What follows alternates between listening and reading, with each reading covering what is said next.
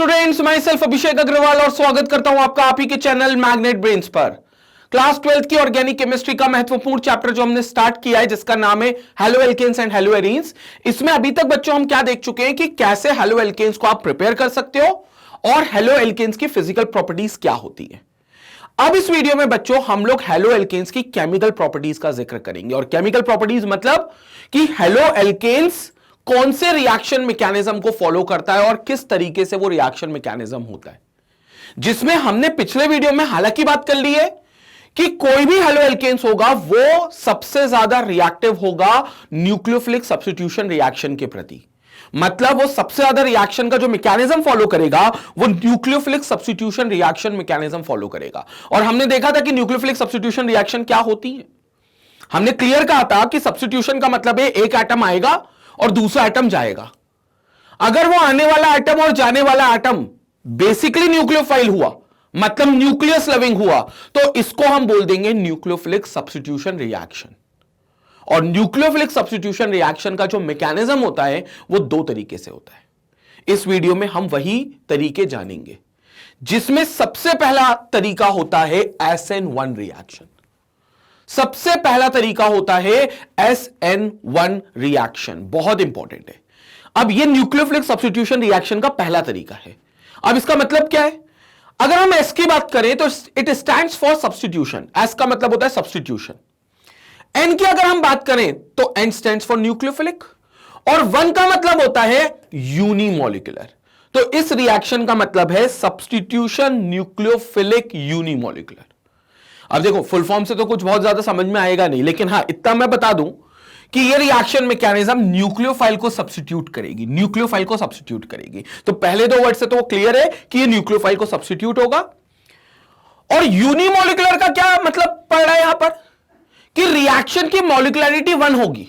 अब मॉलिक्युलरिटी आपने बहुत डिटेल में मुझसे पढ़ी है केमिकल काइनेटिक्स के चैप्टर में। वहां हमने डिफरेंट मॉलिक्यूलर रिएक्शंस देखी थी, यूनिमोलिकुलर, बायोमोलिकुलर, हमने रिएक्शंस देखी थी। मतलब जिसमें जो रिएक्टेंट मॉलिक्यूल्स हैं वो एक मॉलिक्यूल ही रिएक्शन के रेट को डिटरमाइन कर सकता है, या ये कह लो कि रिएक्शन का जो रेट होता है वो किसी एक मॉलिक्यूल पर निर्भर होता है, तो उसको अपन यूनिमोलिकुलर बोल देते हैं। तो SN1 में भी वही चीज होगी। उनका जो रेट होगा, इस रिएक्शन मैकेनिज्म को फॉलो करने वाली जो रिएक्शंस होंगी उनका जो रेट होगा वो किसी एक मॉलिक्यूल पर निर्भर करेगा। इसीलिए इन्होंने यहां पर लिखा है यूनिमोलिकुलर। अब एक मॉलिक्यूल पर निर्भर करेगा, इसकी मैं पूरी व्याख्यान आपको दूंगा, उसमें घबराने की कोई बात नहीं है। तो सारी चीजें मैं आपको एक्सप्लेन करूंगा वहां पर। लेकिन ये होता है substitution nucleophilic unimolecular, SN1 mechanism. अब इस मैकेनिज्म में होगा क्या, बहुत सिंपल शब्दों में मैं बताऊं कि ये रिएक्शन जो है ये 2 स्टेप में होगी। पहली बात तो ये मैकेनिज्म जो होगा ये 2 स्टेप में होगा। मतलब ये टोटल मैकेनिज्म जो रिएक्शन फॉलो करेगी उसको 2 स्टेप से गुजरना होगा। सिंगल स्टेप का खेल नहीं है, ये 2 स्टेप में होगा। और इसको याद ऐसे रखना कि अगर यूनिमोलिकुलर है तो यूनिमोलिकुलर का मतलब भले एक मॉलिक्यूलर होता है लेकिन उसमें स्टेप्स 2 होती हैं। अब 2 स्टेप्स क्या क्या होंगी वो हम डिटेल में डिस्कस करेंगे, जिसमें एक स्टेप जो होगी आपकी उसमें न्यूक्लियोफाइल जाएगा, क्योंकि आपको सब्स्टिट्यूट करना है। तो पहले आपका न्यूक्लियोफाइल जो पहले से वहां पर मौजूद होगा वो जाएगा। अब RX में कौन सा न्यूक्लियोफाइल होता है? RX में कौन सा न्यूक्लियोफाइल है जो जाएगा? ऑब्वियसली X, क्योंकि जो X है वो भैया वो है कि उसके ऊपर नेगेटिव चार्ज है, तो ये 100% इस एटम को छोड़कर जाएगा। तो पहली स्टेप में इसके जाने का कार्यक्रम होगा कि भैया तुम न्यूक्लियोफाइल है, तुम एक काम करो, तुम निकल जाओ पहले। और पहली स्टेप में ये सिर्फ जाएगा, उसके बाद वो जाने के बाद वो R को पॉजिटिव बना देगा। क्या बना देगा? R को पॉजिटिव बना देगा। तो R पॉजिटिव हो जाएगा। अब R मतलब क्या? एल्काइल पार्ट है जिसमें कार्बन है और उस कार्बन के ऊपर पॉजिटिव चार्ज है। मतलब ये तय हो गया कि ये R पॉजिटिव कुछ नहीं है, ये कार्बोकेटायन है। ये R पॉजिटिव कुछ नहीं है, ये कार्बोकेटायन है। और इसके बाद जो दूसरी स्टेप होगी, उस दूसरी स्टेप में एक न्यूक्लियोफाइल जो आने वाला है, क्योंकि देखो सब्स्टिट्यूशन है तो एक न्यूक्लियोफाइल गया तो एक आएगा भी, तो जो आने वाला न्यूक्लियोफाइल है वो इस कार्बोकेटायन पर अटैक करेगा, जो कि दूसरी स्टेप में करेगा। पहली स्टेप में सिर्फ जाने वाला जाएगा, दूसरी स्टेप में आने वाला आएगा। बस सिंपल खेल ये है। इसीलिए ये रिएक्शन 2 स्टेप में हो रही है। हालांकि मैं इसको डिटेल में बताऊंगा, आपको पूरे एग्जाम्पल के साथ बताऊंगा, लेकिन मोटे रूप में आप ये न्यूक्लियोफिलिक सब्स्टिट्यूशन रिएक्शन यूनिमोलिकुलर को इस तरीके से समझ सकते हो। क्लियर हो गया? पहले आप इसका स्क्रीनशॉट ले लो, फिर मैं पूरे मैकेनिज्म को डिटेल में समझाने वाला हूं। अभी मैंने सिर्फ यहां पर एक स्टेप की व्याख्यान दी है, चलो मैं यहां पर लिख भी देता हूं, दिस इज फर्स्ट स्टेप। और सेकेंड स्टेप में क्या होने वाला है, हालांकि इसको मैं दोबारा भी बताऊंगा आपको। तो सेकेंड स्टेप में क्या होने वाला है, ये जो कार्बोकेटायन है इस पर कहीं दूर दराज का न्यूक्लियोफाइल आएगा और इस पर जाकर अटैक करेगा। इस पर अटैक करेगा तो ये न्यूक्लियोफाइल इस आर के साथ लग जाएगा और प्रोडक्ट दे देगा, लेकिन ये सेकेंड स्टेप में होगा। तो ये आपका सेकेंड स्टेप में होगा। अब ये कैसे होगा, कौन होंगे वो न्यूक्लियोफाइल जो आएंगे, किस तरीके के जो न्यूक्लियोफाइल होगा जो जाएगा, उसके पार्ट पे जो एल्काइल पार्ट जोड़ा होगा वो कैसा एल्काइल पार्ट होना चाहिए। मतलब अभी हमने देखा है कि halo alkane 1 degree 2 degree 3 degree बहुत सारे होते हैं, क्लासिफिकेशन में देखा है। तो कौन इस SN1 को फेवर करेगा, ये सारी बातें हमारे मन में सवाल हैं, तो अभी हमको सारे सवालों के जवाब मिलेंगे। पहले आप इसका स्क्रीनशॉट ले लो, फिर हम आगे बात करते हैं।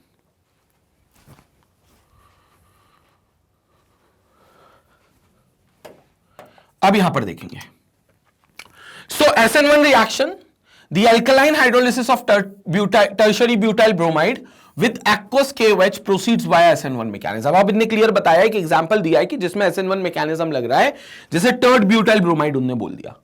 अब इसकी रिएक्शन आप किसी KOH से कराओ, aqueous KOH से, जो कि एक अल्कलाइन हाइड्रोलिसिस माना जाएगा। क्यों? क्योंकि ये KOH जो है ये एक अल्कली है, पोटेशियम हाइड्रोक्साइड। अब इसमें एक चीज जो देखने लायक बात है वो ये है कि जाने वाला न्यूक्लियोफाइल हमें आइडेंटिफाई सबसे पहले करना पड़ेगा। तो सबसे पहले हमने आइडेंटिफाई कर लिया भैया Br माइनस, तुम्हें यहां से विदा होना है, तुम्हारा काम इतना ही था यहां पर लगे रहने का, इतनी देर का ही साथ था तुम्हारा एल्काइल पार्ट से। एल्काइल पार्ट मतलब ये वाला पार्ट जिसमें पूरे कार्बन सब्स्टिट्यूटेड है और बीच में एक कार्बन है, जिसको आप टर्ड ब्यूटाइल पार्ट बोल सकते हो, it's a 3 degree butyl part. और ब्रोमीन को बोल देंगे भैया तुम चले जाओ, जो कि पहली स्टेप में जाएगा। कैसे जाएगा ये मैं भी एक्सप्लेन करूंगा। और यहां से आने वाला जो न्यूक्लियोफाइल होगा वो होगा K प्लस और OH माइनस का एक नेगेटिव पार्ट। और K प्लस और OH माइनस में नेगेटिव कौन है, OH माइनस। तो OH माइनस जो होगा वो इस कार्बन पर अटैक करेगा, जो OH माइनस होगा वो इस कार्बन पर अटैक करेगा, इस कार्बन पर अटैक करेगा। तो ये OH माइनस जो होगा ये हमारा इनकमिंग न्यूक्लियोफाइल होगा। तो this will be your incoming nucleophile और Br minus will be your outgoing nucleophile. तो अब देखो ये OH इस पर अटैक करेगा, Br निकल जाएगा। Br बोलेगा भैया मैं K के साथ लग जाता हूं, तो K के साथ में लगकर वो KBr बन जाएगा। और ये जो OH कार्बन के साथ लगकर ये टर्ड ब्यूटाइल अल्कोहल बना देगा। This will be your टर्ड butyl alcohol. तो देखो OH कार्बन के साथ लग गया, Br निकल गए भाई साहब, Br K प्लस के साथ चले गए, KBr बना लिया और जो OH था वो यहां पर आ गया। अब इसमें क्लियर दिख रहा है, आप इस प्रोडक्ट को देखो और इस प्रोडक्ट को देखो, आपको लगेगा Br चला गया उसकी जगह OH आ गया, तो Br भी एक माइनस के रूप में गया और OH भी एक माइनस के रूप में आया। मतलब एक न्यूक्लियोफाइल गया और उसके बदले में एक न्यूक्लियोफाइल ही आ गया। तो न्यूक्लियोफिलिक सब्स्टिट्यूशन रिएक्शन हो गई, न्यूक्लियोफिलिक सब्स्टिट्यूशन रिएक्शन हो गई। कंसेप्ट क्लियर है? लेकिन अब इसमें यह नहीं समझ में आ रहा, ये तो क्लियर हो गया कि ये न्यूक्लियोफिलिक सब्स्टिट्यूशन रिएक्शन हो गई। मतलब मैं इसको लिख सकता हूं this is nucleophilic substitution reaction. लेकिन मुद्दा यह है कि इसमें समझ में नहीं आ रहा कि ये SN1 होगी या SN2 होगी, ये होगी कौन सी? क्योंकि रिएक्शन को देखकर तो आप कहते ही नहीं बता सकते कि SN1 से प्रोसीड हुई होगी कि SN2 से प्रोसीड हुई होगी। इसके लिए आपको इनका मैकेनिज्म समझना पड़ेगा। आपको यह समझना होगा कि जाने वाला न्यूक्लियोफाइल भैया कैसे विदा हुआ है और आने वाला न्यूक्लियोफाइल का स्वागत कैसे हुआ है। अगर यह समझ में आ गया तो मैं कह सकता हूं आपको मैकेनिज्म समझ में आ गया। फिलहाल के लिए क्योंकि हम SN1 ही पढ़ रहे हैं तो जाहिर सी बात है हम जो पढ़ रहे हैं हमने उसी का एग्जांपल यहां पर रखा होगा, तो इट्स SN1 राइट नाउ। तो ये जो रिएक्शन है वो SN1 है। तो यहां लिखा हुआ है this reaction occurs in 2 steps, लेकिन वो लिखा हुआ है तो आपको मानना है। रिएक्शन को देखकर तो कतई समझ में नहीं आ रहा, नहीं तो। लेकिन अब रिएक्शन को देखकर भी समझ में आएगा जब मैं मैकेनिज्म बता दूंगा। अब बात करते हैं मैकेनिज्म की कि SN1 रिएक्शन का मैकेनिज्म होता क्यों है जो इस रिएक्शन को फेवर कर रहा है। जो SN1 बोलता है कि मैं, मतलब ये रिएक्शन बोलती है कि मैं SN1 से फेवर्ड होगी, उसको समझते। पहले आप क्या करो, इसका स्क्रीनशॉट ले लो, फिर हम आगे देखते हैं।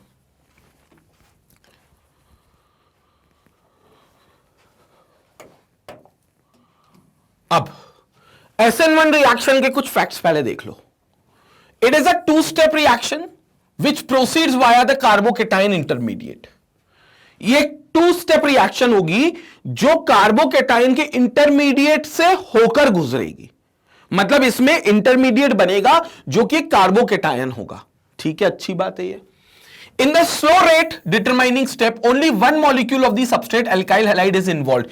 इसमें जो rate determining step होगी, अब rate determining step कौन सी होती है? जिस स्टेप से आप रेट रिएक्शन की रेट निकाल सकते हो। जो स्टेप पूरी जवाबदारी लेती है कि पूरी रिएक्शन की स्पीड मेरी स्पीड के ऊपर निर्भर करेगी, उसको हम रेट डिटरमाइनिंग स्टेप बोल देंगे। केमिकल काइनेटिक्स में हमने ये बात पढ़ी है कि अगर बहुत सारी स्टेप्स में एक रिएक्शन हो रही है तो पहली बात तो उसको कॉम्प्लेक्स रिएक्शन बोलते हैं। वो होती ही कॉम्प्लेक्स इसलिए क्योंकि वो एक से ज्यादा स्टेप में होती है, और यहां हम बोल चुके कि ये 2 स्टेप में होगा। ये हम पहले ही बोल चुके SN1 2 स्टेप में होगा। तो इस स्टेप में एक स्टेप ऐसी होगी, 2 स्टेप में कोई एक स्टेप ऐसी होगी जो पूरी रिएक्शन के रेट को डिटरमाइन कर रही होगी, और वो कहलाएगी हमारी रेट डिटरमाइनिंग स्टेप। और उसका रेट जो होगा वो उसके सबस्ट्रेट के कंसेंट्रेशन पे डायरेक्टली प्रोपोर्शनल होगा। मतलब जो सबस्ट्रेट है उस पर डायरेक्टली प्रोपोर्शनल होगा उस रिएक्शन का पूरा रेट, और वो सबस्ट्रेट 100% स्लोएस्ट स्टेप में आएगा, या कह लो रेट डिटरमाइनिंग स्टेप में इन्वॉल्व जरूर होगा।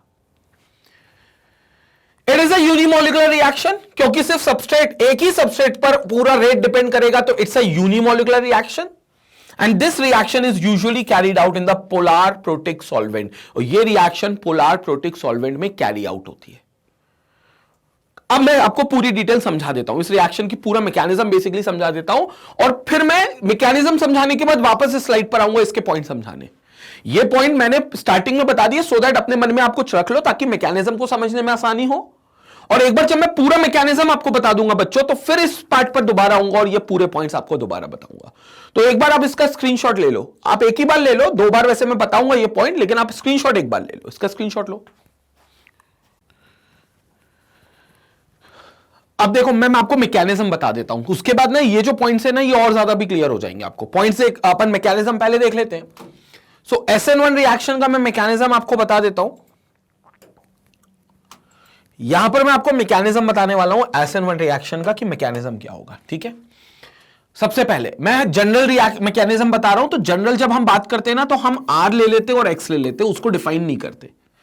लेकिन इतना हम सबको पता है कि जो R होगा वो आपका एल्काइल पार्ट होगा, ये आपका R जो होगा वो आपका एल्काइल पार्ट होगा, और X जो होगा वो आपका हैलाइड पार्ट होगा। तो वो आपका हैलाइड पार्ट होगा, और यही हैलाइड पार्ट जो होगा ये एक न्यूक्लियोफाइल की तरह भी बिहेव करेगा, क्योंकि यही वो न्यूक्लियोफाइल है जिसको जाना है। तो यही वो न्यूक्लियोफाइल है जिसको जाना भी रहता है। अब मेरी बात को ध्यान से सुनना, मैं आपको मैकेनिज्म समझा रहा हूं। क्योंकि SN1 रिएक्शन का मैकेनिज्म है तो यूनिमोलिकुलर, लेकिन होता 2 स्टेप में। यह मैं आपको पहले ही बता चुका हूं, 2 स्टेप में होता है ये, जिसमें सबसे पहली स्टेप क्या होती है पहले वो देख लो। So this is your first step, और फर्स्ट स्टेप में क्या होगा, मेरी बात को ध्यान से सुनना। RX है आपके पास, तो इसमें जो भी न्यूक्लियोफाइल होगा वो सबसे पहले जाएगा, जो भी न्यूक्लियोफाइल होगा वो सबसे पहले जाएगा। तो हमारे पास X है, हमें पता है कि X और R के बीच में एक इलेक्ट्रॉन पेयर की शेयरिंग हो रही है, लेकिन X की इलेक्ट्रोनेगेटिविटी क्योंकि ज्यादा है, क्योंकि R पार्ट में तो कार्बन होगा आपका, एल्काइल पार्ट है तो कार्बन से X बॉन्डेड है, और X आपका हेलोजन होगा, फ्लोरीन, क्लोरीन, ब्रोमीन, आयोडीन कोई भी हो सकता है। तो उस X पार्ट की इलेक्ट्रोनेगेटिविटी क्या होगी, ज्यादा होगी।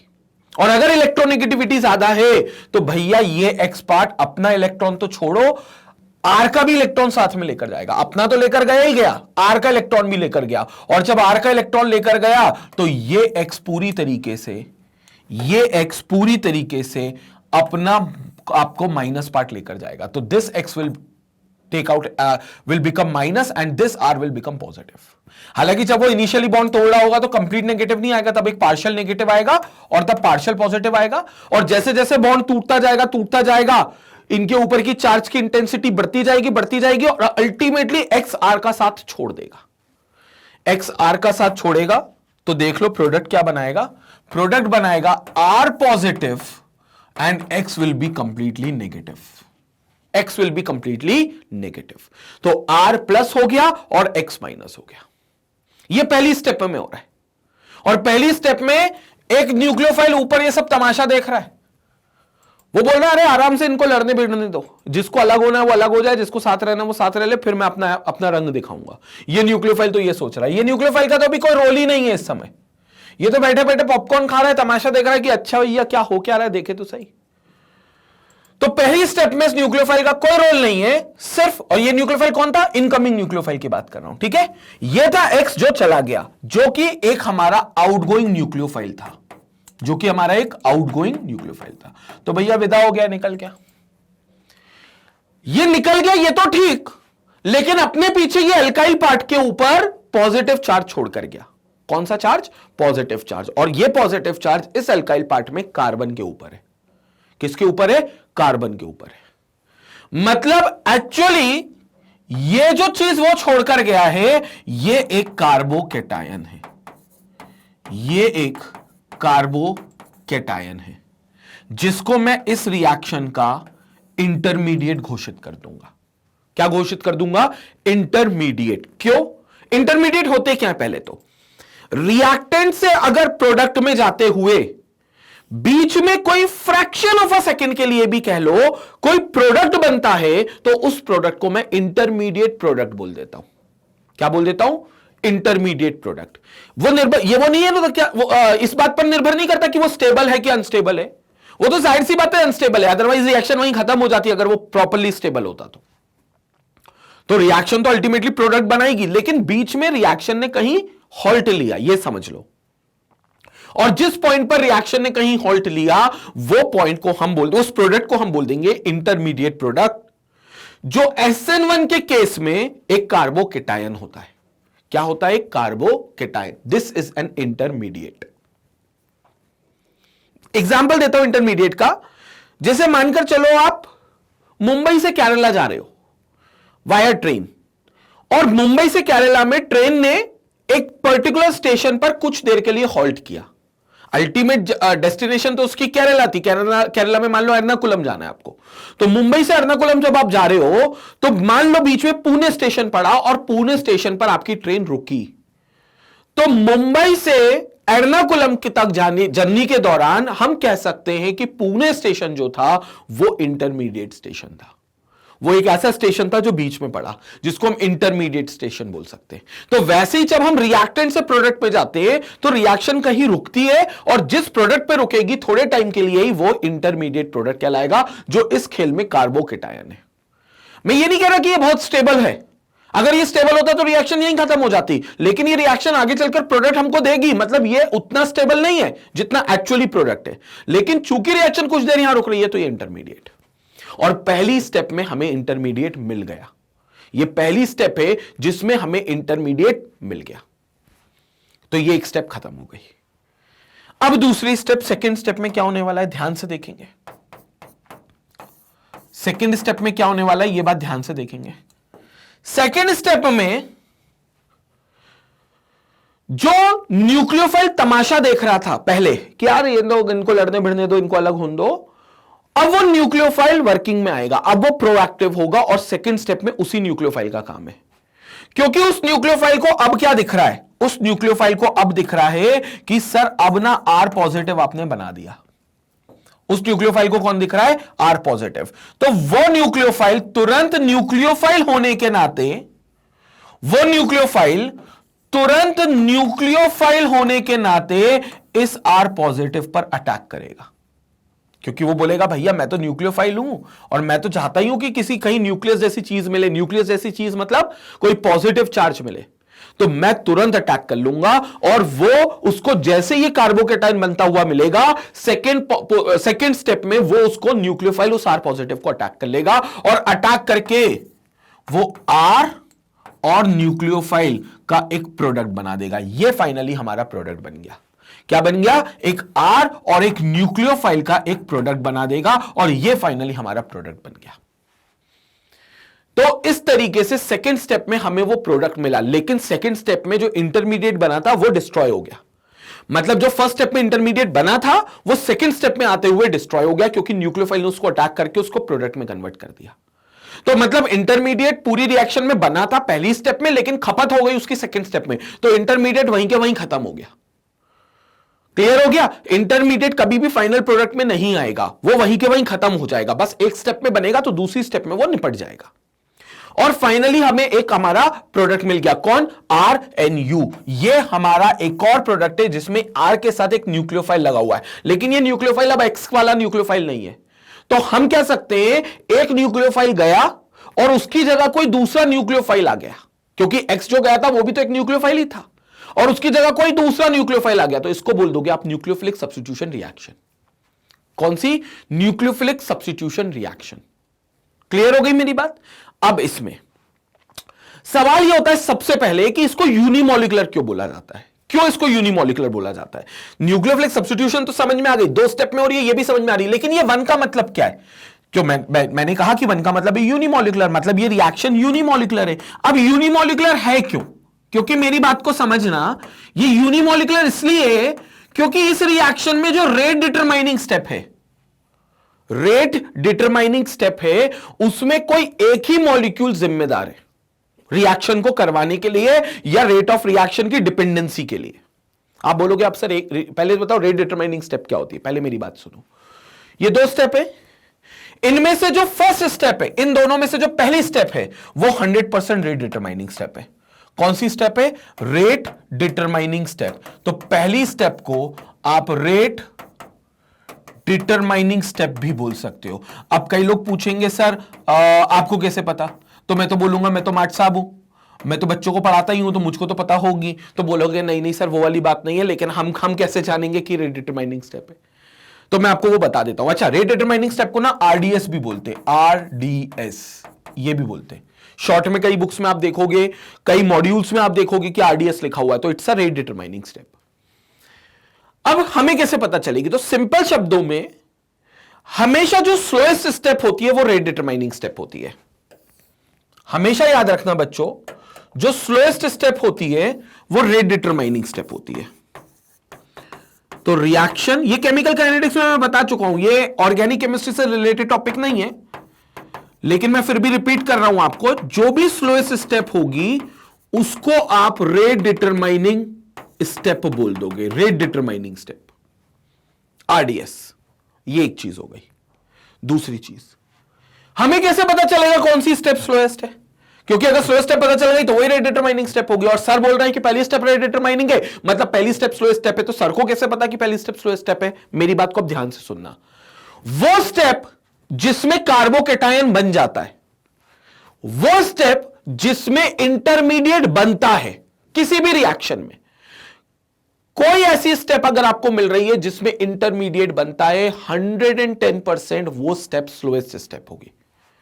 अब बस आपको क्या करना है, डिफरेंट स्टेप्स आपको दिख रही है, उसमें पता कर लेना इंटरमीडिएट कौन है। पहले तो इंटरमीडिएट पता कर लेना, फिर यह पता करना उनमें से किस स्टेप में इंटरमीडिएट बन रहा है, बस उस स्टेप को आप स्लोएस्ट स्टेप घोषित कर देना, क्योंकि इंटरमीडिएट की फॉर्मेशन सबसे स्लो होती है। इंटरमीडिएट की खपत तो बहुत तेजी में हो जाती है, क्योंकि मैंने कहा ना इंटरमीडिएट स्टेबल कंपाउंड्स नहीं है, अगर होते तो रिएक्शन वहीं रुक जाती आजीवन, लेकिन वो आगे प्रोडक्ट में बनने गई, मतलब इंटरमीडिएट एक कुछ समय, कुछ फ्रैक्शन ऑफ अ सेकेंड के लिए बने थे, लेकिन स्टेबल नहीं थे, और अनस्टेबल चीज जल्दी रिएक्ट करती है, तो इंटरमीडिएट जल्दी रिएक्ट करेंगे। तो जो इंटरमीडिएट की खपत वाली स्टेप होगी, जहां पर इंटरमीडिएट रिएक्ट कर रहा होगा, जो कि स्टेप 2 होगी, वो तेजी में हो जाएगी। लेकिन जिसमें एक अनस्टेबल चीज बन रही है, from a stable substrate unstable चीज बढ़ रही है, तो हम उसको बोल देंगे कि भैया उस स्टेप में इंटरमीडिएट बन रहा है, और इसीलिए वो स्टेप स्लोएस्ट स्टेप होगी, इसीलिए वो स्टेप स्लोएस्ट स्टेप होगी। और हम क्लियर कर चुके, स्लोएस्ट स्टेप बोले तो rate determining step, slowest step बोले तो रेट डिटरमाइनिंग स्टेप, जो रेट को डिटरमाइन करती है, ये वो वाली स्टेप होगी, रेट डिटरमाइनिंग स्टेप। तो पहली स्टेप इसलिए RDS लिख दी है मैंने, क्योंकि इसमें आपका इंटरमीडिएट बन रहा है, और इंटरमीडिएट SN में क्लियर है, न्यूक्लियोफिलिक सब्स्टिट्यूशन में क्लियर है कि वो कार्बोकेटायन ही हो सकता है और कोई हो ही नहीं सकता, और कार्बोकेटायन बहुत इंपॉर्टेंट इंटरमीडिएट है। क्लियर हो गया? तो इसलिए पहली स्टेप स्लोएस्ट स्टेप है। लेकिन अभी भी जवाब नहीं मिला सर यूनिमोलिकुलर क्यों है। आपने स्लोएस्ट स्टेप बता दी, आपने सारी चीज बता दी, लेकिन आपने अभी तक ये नहीं बताया कि why it is considered to be unimolecular. Sir ये यूनिमोलिकुलर का मतलब क्या और ये यूनिमोलिकुलर क्यों है? तो मैं क्लियर कर देता हूं ये यूनिमोलिकुलर क्यों है। अगर रेट डिटरमाइनिंग स्टेप में सिर्फ एक ही रिएक्टेंट मॉलिक्यूल पर सारी रिएक्शन का रेट निर्भर है, इस स्टेप में मेरे को बताओ कौन है जो रिएक्शन जिस पर पूरी निर्भर है, आरएक्स की मात्रा पर, आरएक्स के कंसंट्रेशन पे, क्योंकि इस स्टेप में कोई और है ही नहीं ना जो इन्वॉल्व हो रहा हो, आरएक्स के अलावा कोई नहीं है इस स्टेप में जो इन्वॉल्व हो रहा हो, तो आरएक्स पर ही पूरी फर्स्ट स्टेप का रिएक्शन डिपेंड कर रहा है, या कह लो रिएक्शन का रेट डिपेंड कर रहा है। और ये स्टेप सबसे स्लो स्टेप है, तो मतलब इस स्लोएस्ट ये जो स्टेप है ये पूरी रिएक्शन के रेट को दर्शाएगी, पूरी रिएक्शन के रेट को दर्शाएगी। और इसमें जो रेट होगा वो खुद आरएक्स के कंसंट्रेशन पे निर्भर करेगा, क्योंकि इस स्टेप में आरएक्स के अलावा कोई है ही नहीं जो रिएक्शन को इनिशिएट कर रहा हो। वो जो न्यूक्लियोफाइल देख रहा था तमाशा, ये जो सेकंड स्टेप में आ रहा है वो तो सेकंड स्टेप में आ रहा है, वो फर्स्ट स्टेप में उसका कोई रोल ही नहीं है। तो अगर हमने उसका कंसंट्रेशन ज्यादा लिया हो कम लिया हो उससे कोई मतलब ही नहीं है, क्योंकि उसका काम तो सेकंड स्टेप में, और सेकंड स्टेप तो तेज है। स्लो कौन सी है? फर्स्ट स्टेप में आरएक्स है, तो आरएक्स के कंसंट्रेशन पे ही सिर्फ निर्भर करता है। तो हम कह सकते हैं कि इस रिएक्शन का जो रेट है वो डायरेक्टली प्रोपोर्शनल होगा to the concentration of RX, that is our haloalkane, that is our haloalkane. तो रेट जो होगा वो आरएक्स पे निर्भर करेगा सीधे तौर पे, सीधे तौर पे। और आरएक्स को हम क्या बोलते हैं? ऑर्गेनिक केमिस्ट्री की भाषा में हमारा सबस्ट्रेट होता है, क्योंकि इस पर रिएजेंट जो कि न्यूक्लियोफाइल होगा, जो कि सेकंड स्टेप में आएगा, वो आकर अटैक करेगा। तो जिस पर रिएजेंट अटैक करे वो सबस्ट्रेट होते हैं, तो रिएजेंट इस पर अटैक करेगा, न्यूक्लियोफाइल इस आरएक्स पर अटैक करेगा, तो ये आरएक्स हमारे लिए क्या हो जाएगा? सबस्ट्रेट। तो आप ये कह सकते हो कि जो रेट है वो सिर्फ सबस्ट्रेट के एक मॉलिक्यूल पर निर्भर करता है। किस पर निर्भर करता है? सबस्ट्रेट के सिर्फ एक मॉलिक्यूल पर निर्भर करता है, सिर्फ एक मॉलिक्यूल पर। तो इसीलिए जो रेट है वो सबस्ट्रेट के डायरेक्टली प्रोपोर्शनल है, आप ये बोलते हो। जो रेट है वो सबस्ट्रेट के डायरेक्टली प्रोपोर्शनल है, आप ये बात बोलते हो। तो rate is directly proportional to substrate. और सबस्ट्रेट कौन है? हेलो एल्केन आरएक्स, क्योंकि स्लो स्टेप में वही एक मॉलिक्यूल है जिस पर सारा कुछ निर्भर कर रहा है। और स्लो स्टेप पूरी रिएक्शन के रेट को दर्शाती है, तो इसका मतलब ये मॉलिक्यूल पूरी रिएक्शन के लिए, रेट के लिए जिम्मेदार होगा। तो इसलिए इसके कंसंट्रेशन पे ही सब कुछ निर्भर करता है। तो इसीलिए ये यूनिमोलिकुलर वर्ड आ गया, क्योंकि सिर्फ एक ही मॉलिक्यूल है ना, ओनली आरएक्स है, एक मॉलिक्यूल है, सिंगल मॉलिक्यूल है जिस पर ये निर्भर करता है, इसलिए ये यूनिमोलिकुलर रिएक्शन हो गई। क्लियर हो गया? और यूनिमोलिकुलर के लिए SN1 जो लगाया जाता है वो यूनिमोलिकुलर को दर्शाने के लिए लगाया जाता है। क्लियर हो गया? तो ये बहुत इंपॉर्टेंट चीज है यूनिमोलिकुलर को समझना, ये समझना कि रेट डिटरमाइनिंग स्टेप कौन सी होती है, ये समझना कि रेट डिटरमाइनिंग स्टेप में जो मॉलिक्यूल है सबस्ट्रेट वही रेट को डिटरमाइन क्यों करता है। इस बात को, सारी चीजों को मैंने अभी आपको डिटेल में समझाया, ये सारी चीजें बहुत जरूरी है। तो ये हो गया हमारा SN1 मैकेनिज्म। अब चाहो तो आप एक एग्जांपल ले सकते हो, लेकिन एग्जांपल देने से पहले मैं एक और चीज बताऊंगा कि कौन सा हेलो एल्केन इस रिएक्शन को ज्यादा फेवर करेगा। कौन सा हेलो एल्केन? मतलब जब हमने हेलो एल्केन का सबसे पहला क्लासिफिकेशन देखा था तो हमने कहा था कि वो primary, secondary, tertiary haloalkanes में बंटते। तो इन प्राइमरी, सेकेंडरी और टर्शरी में इस रिएक्शन को फेवर कौन सा पार्ट करेगा उसकी बात करते। पहले आप इसका स्क्रीनशॉट ले लो, जल्दी से स्क्रीनशॉट ले लो।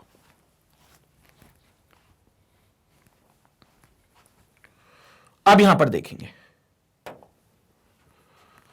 SN1 रिएक्शन में स्टेप 1 की बात करें तो उसमें बनना है एक इंटरमीडिएट, और वो इंटरमीडिएट कोई और नहीं होगा, हर बार कार्बोकेटायन होगा, कार्बोकेटायन होगा जो दूसरी स्टेप में जाकर रिएक्ट करेगा, जो दूसरी स्टेप में जाकर जिसकी खपत होगी। लेकिन अब क्योंकि ये एक एन इंटरमीडिएट बन रहा है बीच रिएक्शन में, फर्स्ट स्टेप के जस्ट बाद, मतलब फर्स्ट स्टेप के प्रोडक्ट ही यही है, तो हम उस हेलो एल्केन को पकड़ेंगे जो ये रिलेटिवली स्टेबल इंटरमीडिएट बनाकर देगा, रिलेटिव स्टेबल इंटरमीडिएट बनाकर देगा। अब रिलेटिव स्टेबल का मतलब क्या है भैया? कार्बोकेटायंस की भी स्टेबिलिटी अलग अलग होती है, कार्बोकेटायंस की भी स्टेबिलिटी अलग अलग होती है। तो हम वो चाहेंगे कि हमें अगर फर्स्ट स्टेप में प्रोडक्ट इंटरमीडिएट मिल रहा है तो सेकंड स्टेप में ये इंटरमीडिएट अच्छे से रिएक्ट करे, उसके लिए हमें ये कार्बोकेटायन स्टेबल फॉर्म में चाहिए रहेगा। और अगर स्टेबल फॉर्म में मिल जाता है तो हम कहेंगे जिस हेलो एल्केन के थ्रू वो स्टेबल कार्बोकेटाइन मिला है, उस हेलो एल्केन की SN1 रिएक्शन के साथ प्रोसीड करने का मैकेनिज्म सबसे ज्यादा तेज होगा, मतलब सबसे ज्यादा रिएक्टिव वो हेलो एल्केन SN1 के प्रति होगा जिसमें वो स्टेबल कार्बोकेटाइन हमको दे सकते हैं। अब उसके लिए पहले स्टेबिलिटी ऑफ कार्बोकेटाइन देखनी पड़ेगी, तो बहुत सिंपल है। स्टेबिलिटी ऑफ कार्बोकेटाइन तो बहुत ही चीज सिंपल है। स्टेबिलिटी ऑफ कार्बोकेटाइन 3 डिग्री सबसे ज्यादा स्टेबल है, उससे कम 2 डिग्री है, उससे कम 1 डिग्री है, और सबसे कम मिथाइल कार्बोकेटाइन है। सबसे कम आपका मिथाइल कार्बोकेटाइन है, क्योंकि आपको यह पता है कार्बोकेटाइन की स्टेबिलिटी प्लस आई इफेक्ट पर चलती है, इंडक्टिव इफेक्ट की वैल्यू पर चलती है। More is the plus I effect, more stable will be the carbocation. अब यह चीज आपने 11th क्लास में जनरल ऑर्गेनिक केमिस्ट्री में पढ़ रखी है। तो वो कार्बोकेटाइन जो सबसे ज्यादा प्लस आई इफेक्ट दिखाएगा, और कौन दिखाएगा सबसे ज्यादा प्लस आई इफेक्ट? जो ज्यादा सब्स्टिट्यूटेड होगा, तो वो 3 डिग्री होगा। तो 3 डिग्री कार्बोकेटाइन हमारे लिए सबसे ज्यादा स्टेबल होगा। अब 3 डिग्री को पाने के लिए आपको क्या करना पड़ेगा? सी, यहां पर जुड़ा है एक CH3, यहां जुड़ा है CH3, यहां जुड़ा है CH3, और यहां जुड़ा है जाने वाला न्यूक्लियोफाइल X।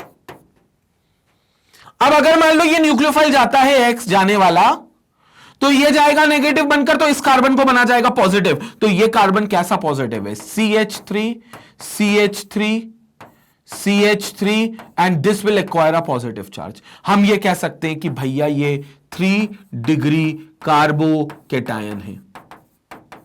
क्यों 3 डिग्री कार्बोकेटाइन है? क्योंकि जिस कार्बन पर पॉजिटिव चार्ज है वो कार्बन 1, 2 और 3 CH3 से जुड़ा हुआ है, जो 3 जगह से उसको प्लस आई इफेक्ट दे सकते हैं, 3 जगह से उसको प्लस आई इफेक्ट दे सकते हैं।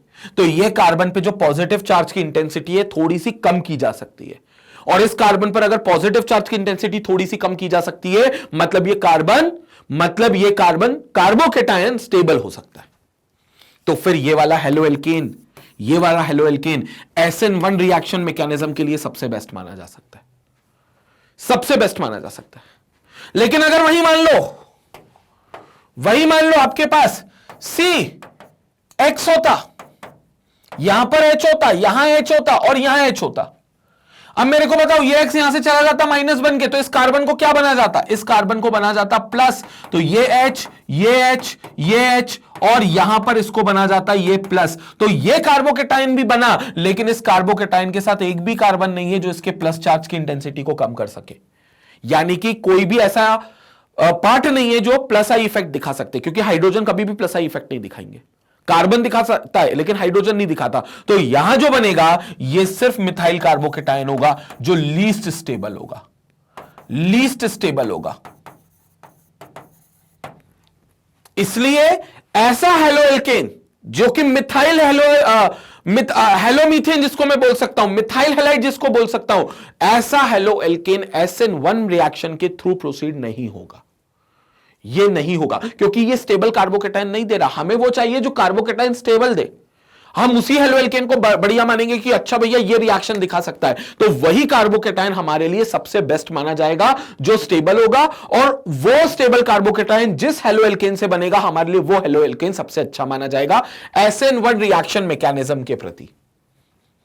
इसलिए मिथाइल को मैं उतनी तवज्जो नहीं देता, इसलिए मैं मिथाइल सबसे पीछे लिख रहा हूं, क्योंकि उसका कार्बोकेटाइन भी सबसे कम रिएक्टिव है, और इसलिए वो हेलो एल्केन भी इस SN1 के प्रति कम रिएक्टिव होगा। जबकि 3 डिग्री का सबसे अच्छा स्टेबल कार्बोकेटाइन है, तो 3 डिग्री का हेलो एल्केन जो होगा वो सबसे ज्यादा रिएक्टिव होगा SN1 के प्रति। तो इसका मतलब reactivity order of halo alkane towards SN1 mechanism क्या होगा? 3 डिग्री RX सबसे ज्यादा रिएक्टिव होगा, देन 2 डिग्री, देन 1 डिग्री, और सबसे आखिरी में मिथाइल हैलाइड जो होगा वो सबसे कम रिएक्टिव होगा। तो अभी मैं रिएक्टिविटी ऑर्डर भी लिखता हूं, पहले आप इसका स्क्रीनशॉट ले लो, क्योंकि ये कहानी पूरी कार्बोकेटाइन से जुड़ी हुई कहानी थी जो ये बताती है कि कौन सा हेलो एल्केन SN1 के प्रति ज्यादा रिएक्टिव होगा। आप स्क्रीनशॉट लो, फिर आगे बात करते हैं।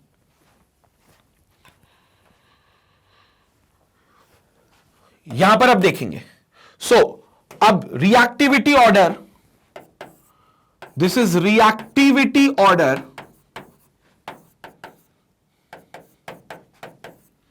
Of haloalkanes towards SN1 mechanism towards SN1 mechanism. बोलो 3 डिग्री RX सबसे ज्यादा, 3 डिग्री हेलो एल्केन सबसे ज्यादा, उससे कम 2 डिग्री RX, उससे कम प्राइमरी हेलो एल्केन, और सबसे कम मिथाइल हेलो एल्केन, ये सबसे कम। ये रिएक्टिविटी ऑर्डर सबसे इंपॉर्टेंट है SN1 के प्रति। तो मैं कह रहा था ना आपको कि आपको रिएक्शन को देखकर नहीं समझ में आएगा कि वो रिएक्शन SN1 से गई है SN2 से गई है, जब तक ये नहीं पता था। अब चूंकि ये पता चल गया है तो अब आपको भी पता चल जाएगा कि रिएक्शन को देखकर आप बता सकते हो भैया ये रिएक्शन SN1 से जा सकती है या SN2 से जा सकती है। अभी खैर SN2 का तो तुम नहीं ज्यादा बता पाओगे क्योंकि अभी पढ़ा नहीं है, लेकिन SN1 से हो सकती है कि नहीं हो सकती है ये तुम देख सकते हो। कंसेप्ट क्लियर हुआ? ये चीज बहुत इंपॉर्टेंट है जिसको हम यहां पर बहुत इंपॉर्टेंटली समझते हैं। तो ये चीज अब हमें यहां पर रिएक्टिविटी भी समझ में आ गई है जो SN1 रिएक्शन मैकेनिज्म के प्रति होगी, किस हेलो एल्केन की होगी, ये हमें समझ में आ गया है। और ये पूरा खेल स्टेबिलिटी ऑफ कार्बोकेटाइन पे चलता है। मतलब अगर आप ये रिएक्टिविटी ऑर्डर का बेस मुझसे पूछोगे तो मैं क्लियर बोल दूंगा स्टेबिलिटी ऑफ कार्बोकेटाइन। मतलब इसका बेसिक प्रिंसिपल जिस पर ये रिएक्टिविटी ऑर्डर किस दम पे लिखा है मैंने, तो मैंने लिखा है स्टेबिलिटी ऑफ कार्बोकेटाइन की। क्योंकि सिंपल है ना, कार्बोकेटाइन इंटरमीडिएट बन रहा है तो वो पहली स्टेप में बन रहा है, तो उस स्टेप में अगर स्टेबल कार्बोकेटाइन बन रहा है मतलब वो हेलो एल्केन जिससे वो स्टेबल कार्बोकेटाइन बन रहा है वो ज्यादा अच्छा रिएक्टिव है इस SN1 के प्रति। और स्टेबल कार्बोकेटाइन 3 डिग्री कार्बोकेटाइन होता है तो फिर 3 डिग्री हेलो एल्केन सबसे अच्छा रिएक्टिव है SN1 के प्रति। ये रिएक्टिविटी ऑर्डर होगा। यहां पर ये बात खत्म हो गई। अब आगे एक और चीज जो बहुत इंपॉर्टेंट है, एक और चीज जो सबसे ज्यादा इंपॉर्टेंट है कि जब हमने प्रोडक्ट देखा था तो हमने एक चीज गौर नहीं करी। उस प्रोडक्ट में मैं आपको गौर करवाना चाहता हूं। फिर से मैं एक बार SN1 मैकेनिज्म जल्दी से लिख देता हूं ताकि आपको क्लियर हो। चलो इस बार मैं एक रिएक्शन के साथ लिख देता हूं।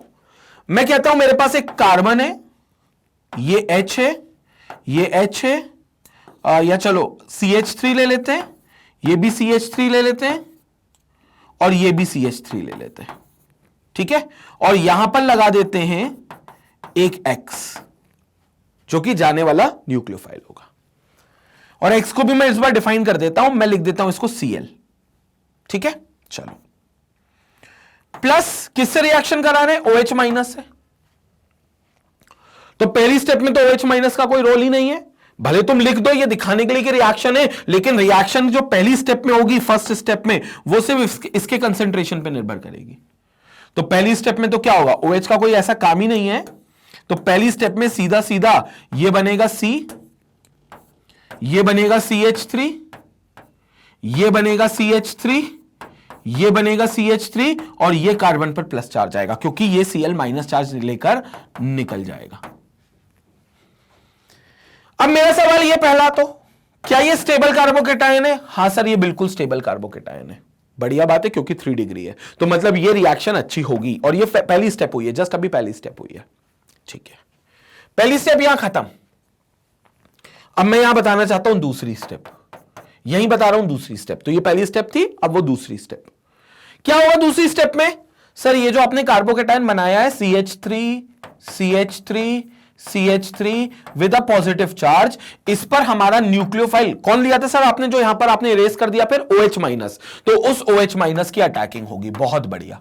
तो उस OH माइनस की अटैकिंग होगी यहां पर। तो प्रोडक्ट क्या बनेगा यहां देख लो, CH3 CH3 CH3। लेकिन अब मेरी बात को ध्यान से सुनो, OH माइनस की जो अटैकिंग होगी वो किस तरफ से होगी? यहां पर अब थोड़ी सी बात मैं स्टीरियो केमिस्ट्री की करना चाहता हूं कि जो OH माइनस की अटैकिंग होगी वो किस तरफ से होगी। अब इसके दो तरीके। पहला, क्या वो उसी तरफ से होगी जिस तरफ से कार्बन आया गया था, जिस तरफ से न्यूक्लियोफाइल सॉरी गया था। मतलब जो जाने वाला न्यूक्लियोफाइल था वो इस तरफ से गया था। अब इस तरफ और उस तरफ की जगह मैं तुम्हारी नजर से देखकर बता रहा हूं कि जाने वाला न्यूक्लियोफाइल राइट हैंड साइड से गया था। किस साइड से गया था? राइट हैंड साइड से गया था। तो क्या आने वाला न्यूक्लियोफाइल भी राइट हैंड साइड से आएगा या उसके बिल्कुल opposite direction left hand side से आएगा? मतलब मन में सवाल आता होगा कि यार जाने वाला तो चला गया लेकिन आने वाला कैसे आया? अब तुम बोलोगे सर कैसे भी आए, आ तो कार्बन पर आए, प्रोडक्ट तो वही बनेगा। मैं मानता हूं प्रोडक्ट सेम बनेगा, लेकिन उस प्रोडक्ट की ऑप्टिकल प्रॉपर्टीज अलग होंगी। सर ऑप्टिकल प्रॉपर्टीज एक्सप्लेन करता हूं, पहले आप इसका स्क्रीनशॉट ले लो, फिर मैं आपको एक्सप्लेन करता हूं। जल्दी से इसका स्क्रीनशॉट लो।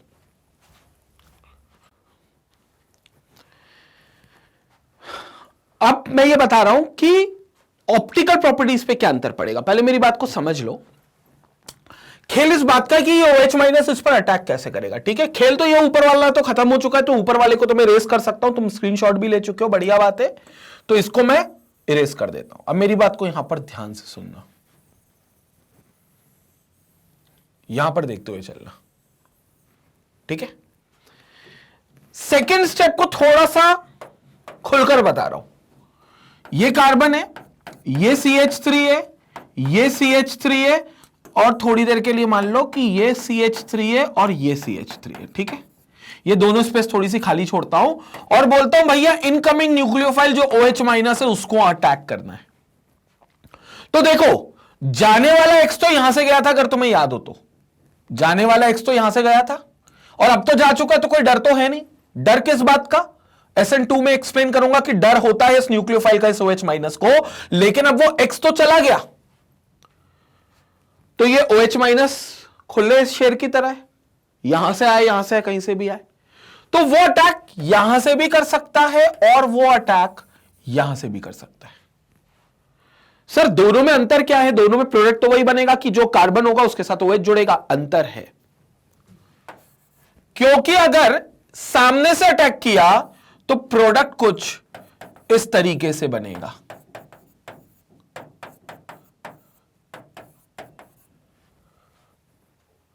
ये वाला बनेगा।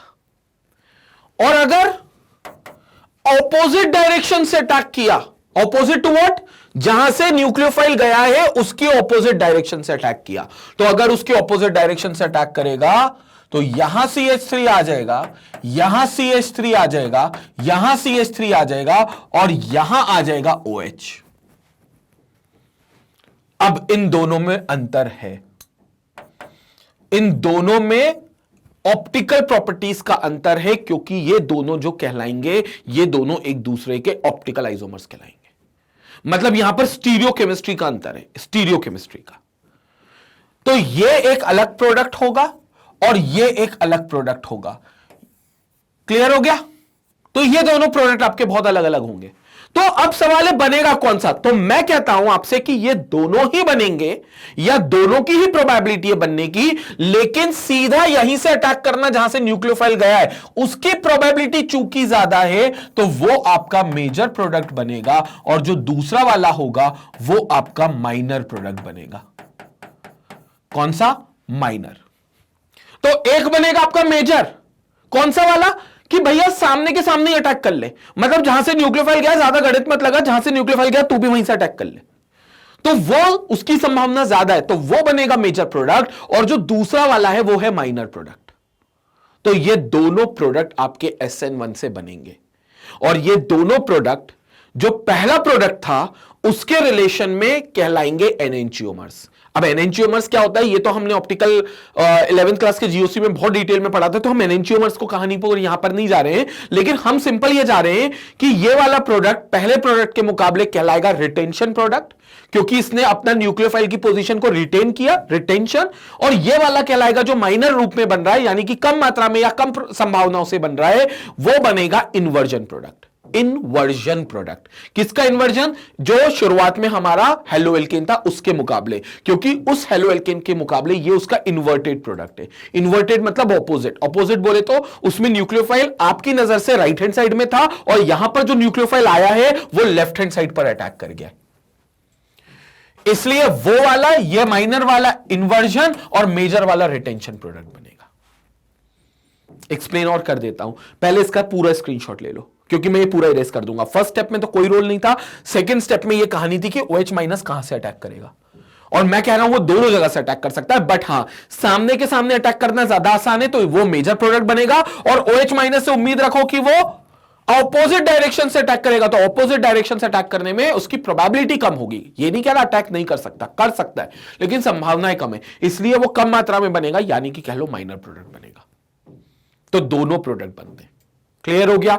स्क्रीनशॉट ले लो, फिर वो दोनों प्रोडक्ट के बारे में और डिटेल दे देता हूं। अब स्क्रीनशॉट ले लो पहले।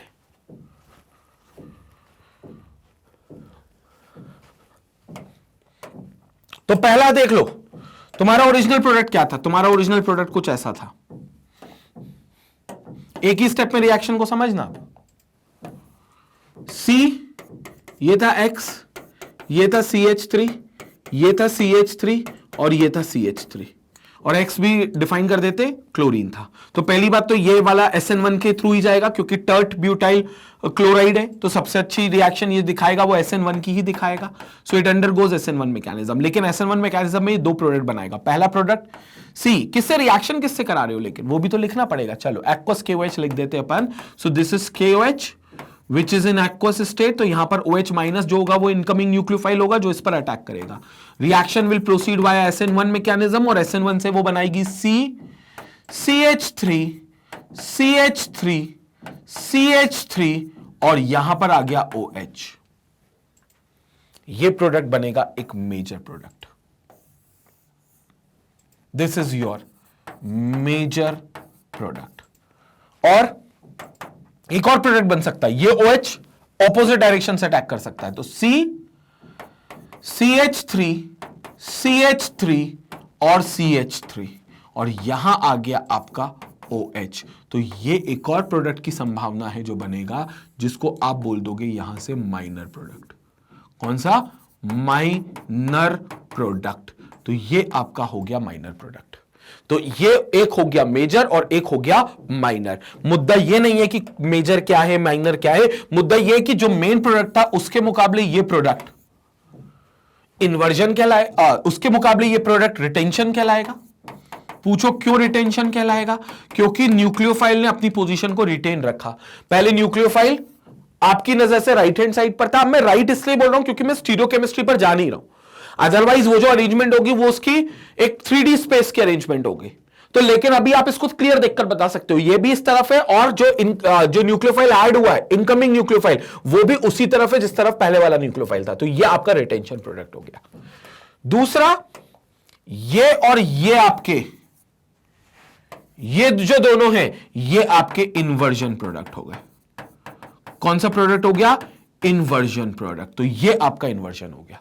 तो एक होता है रिटेंशन जिसमें रिटेन हो गया, एक हो गया इन्वर्जन। इन्वर्जन क्यों? क्योंकि इन्वर्ट हो गया, पलट गया।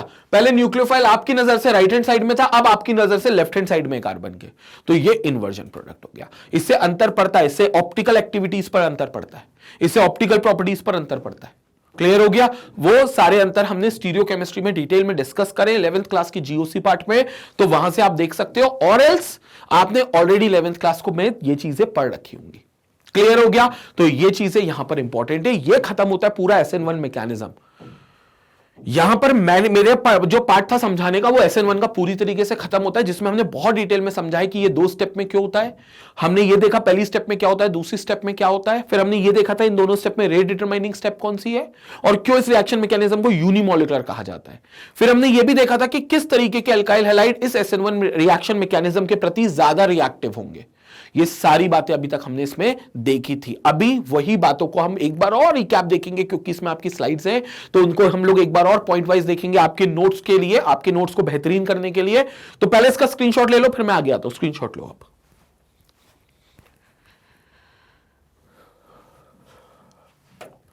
अब आगे देखो। Now we're going to discuss about the factors which affect SN1 mechanism. तो कुछ फैक्टर्स है जो SN1 मैकेनिज्म को अफेक्ट करते हैं। कौन कौन से फैक्टर हैं वो देख लेते हैं। Ease with which the leaving group dissociates from the carbon. So basically SN1 reaction जो ग्रुप न्यूक्लियोफाइल जिसको जाना है, वो जाने वाले न्यूक्लियोफाइल की ईज कितनी आसानी से वो जा सकता है, उस पर ये मैकेनिज्म डिपेंड करता है। तो वैसे तो हमें पता है कि इसके लिए अगर हम माने RF को, तो ये सबसे कम रिएक्टिव होगा, उससे ज्यादा RCl होगा, उससे ज्यादा RBr होगा, और सबसे ज्यादा RI होगा। क्योंकि आपको पता है RI का जो बॉन्ड है वो सबसे वीक बॉन्ड है, क्योंकि आयोडीन और R के बीच में जो बॉन्ड लेंथ है वो सबसे ज्यादा बॉन्ड लेंथ है।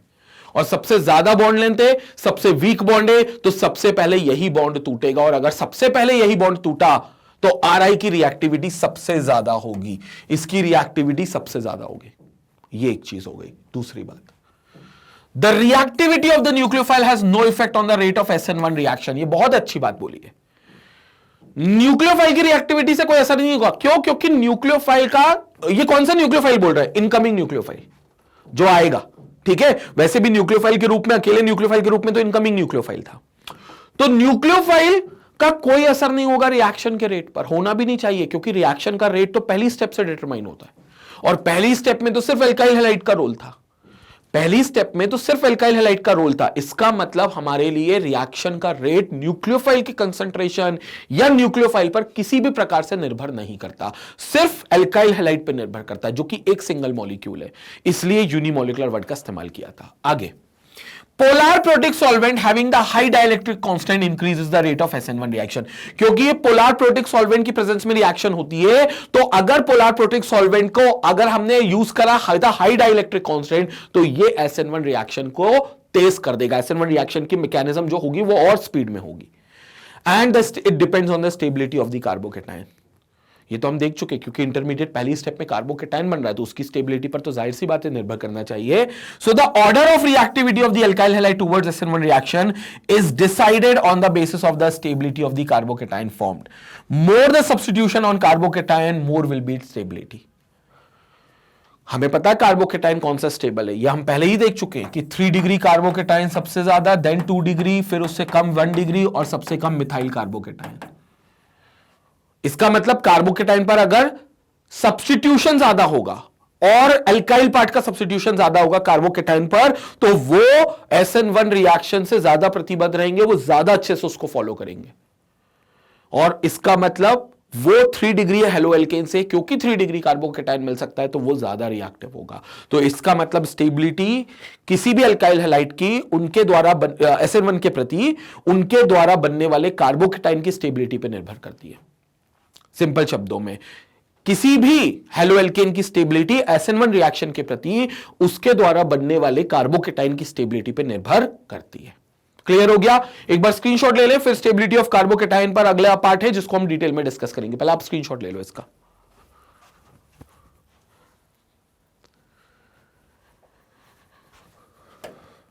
अब यहां पर देखेंगे, ये रही स्टेबिलिटी ऑफ कार्बोकेटायन।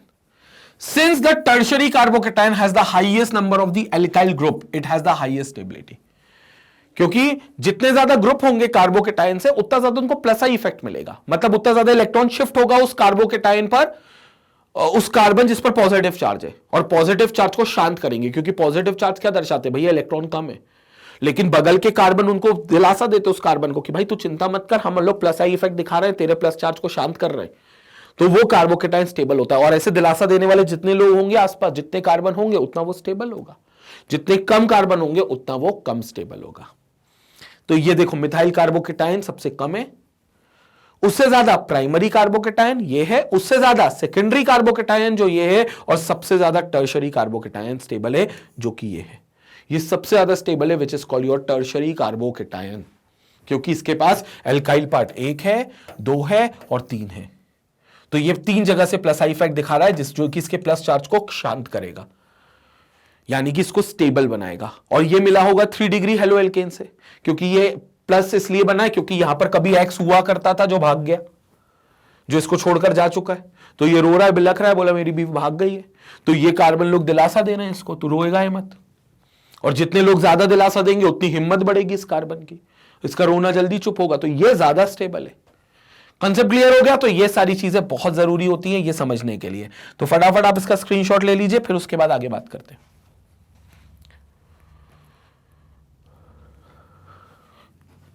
तो ये था हमारा स्टेबिलिटी ऑफ कार्बोकेटायन को लेकर हमारा इंपॉर्टेंट फंडा।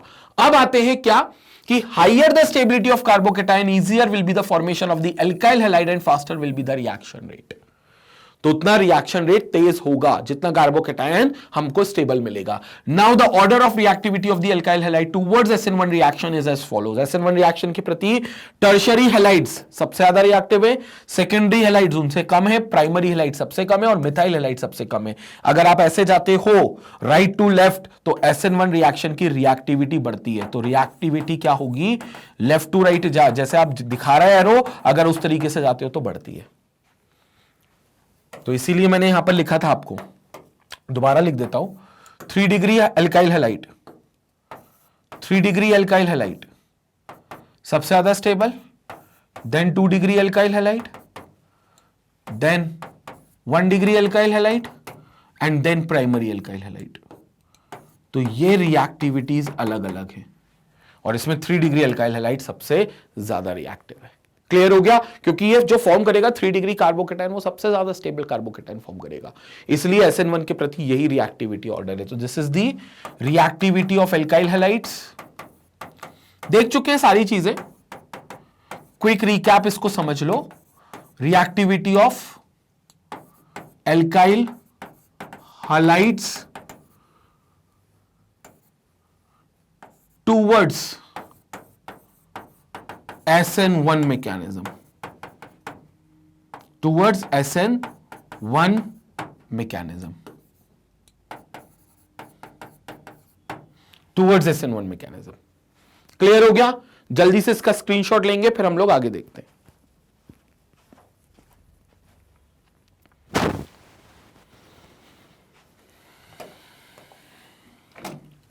अब आते हैं एलाइलिक और बेंजाइलिक हैलाइड्स की बात करें। अगर एलाइलिक और बेंजाइलिक, एलाइलिक पार्ट पता है, भूल गए होगे तुम लोग, क्लासिफिकेशन में बहुत डिटेल में बताया था भैया। X जिस कार्बन से लगा है वो कार्बन तो sp3 होगा, मतलब वो तो सबसे सिंगल बॉन्ड बना रहा होगा, जिसको आप अल्फा कार्बन भी बोलते हो। लेकिन वो कार्बन जिस कार्बन से लगा है, जिसको आप बीटा कार्बन बोल सकते हो, वो sp2 होगा, क्योंकि वो कहीं ना कहीं डबल बॉन्ड बना रहा होगा आगे।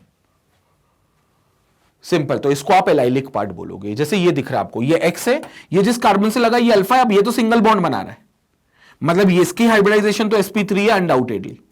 लेकिन ये कार्बन जिस कार्बन से लगा ये है, ये बीटा कार्बन है, ये बीटा कार्बन sp2 है, क्योंकि ये डबल बॉन्ड बना रहा है। तो इस पार्ट को, इस कार्बन को हम एलाइलिक कार्बन बोल देंगे। तो ये एक एलाइलिक ग्रुप का हिस्सा हो गया, तो ये एलाइलिक हैलाइड्स हो गए, ये एलाइलिक हैलाइड्स हो गए।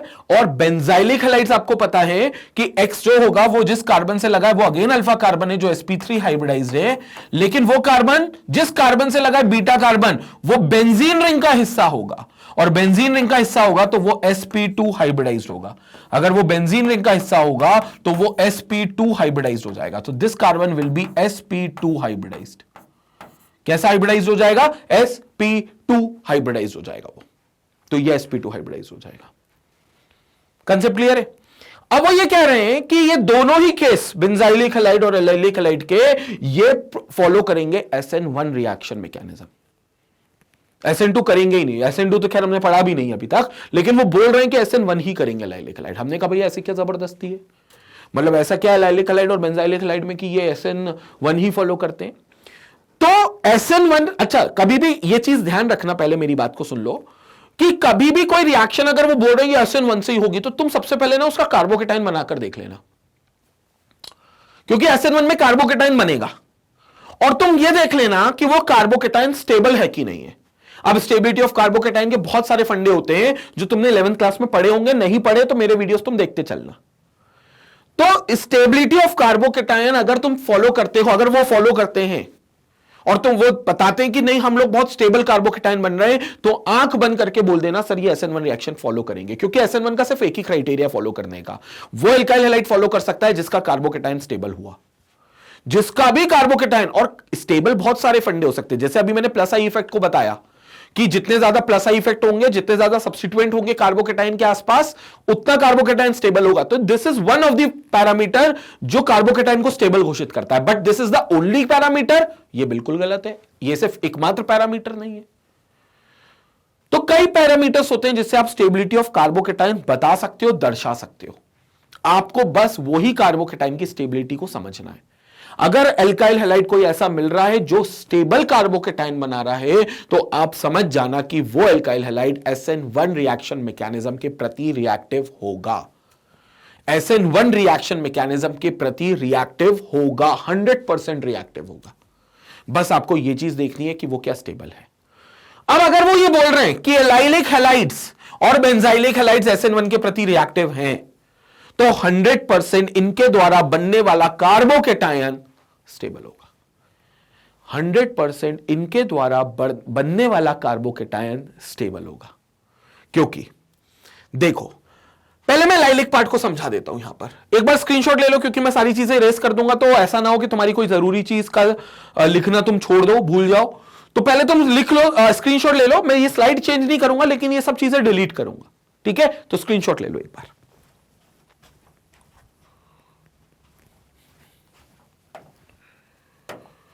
हाँ भैया, अब बात करते हैं।